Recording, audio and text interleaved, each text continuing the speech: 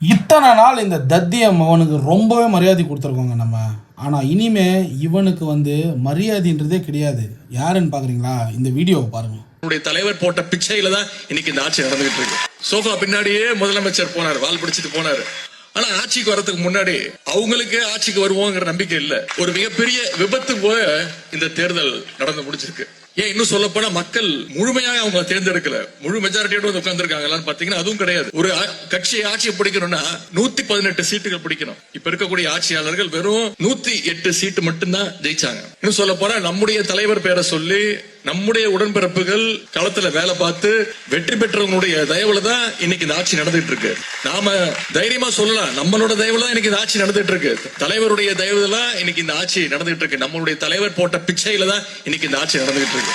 இவனுக்கு எவ்வளோ துணிச்சல் இருந்தா இவனுங்க போட்ட பிச்சையில தான் நம்ம ஆட்சி அமைஞ்சிருக்குன்னு சொல்லி சொல்றான்.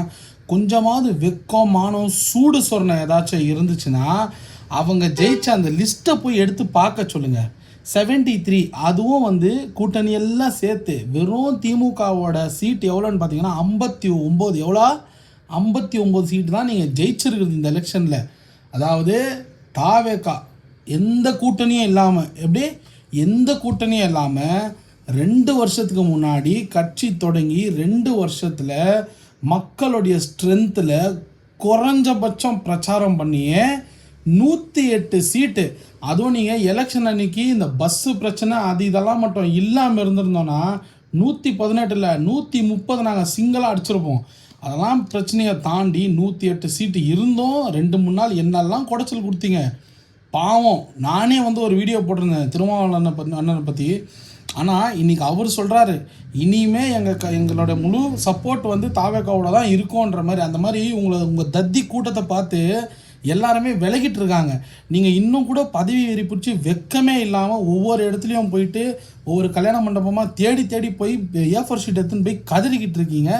இதில் கொஞ்சம் கூட வெக்கமே இல்லாமல் சொல்கிறேன் இவனுங்க போட்ட பிச்சையாம். அதுவும் 108 சீட்டு ஜெயிச்ச நாங்கள் எங்கே, வெறும் 59 பிச்சை சீட்டு ஜெயிச்ச நீங்கள் எங்கே, அதுவும் 75 வருஷம் ஆண்ட கட்சி. உங்களுக்கெல்லாம் வெக்கம் மானம் இருந்தால் இன்னொரு தடவை நீங்கள்லாம் தாவேகாவை பற்றி பேசுகிறதுக்கு உங்களுக்கு அருகதையே கிடையாது.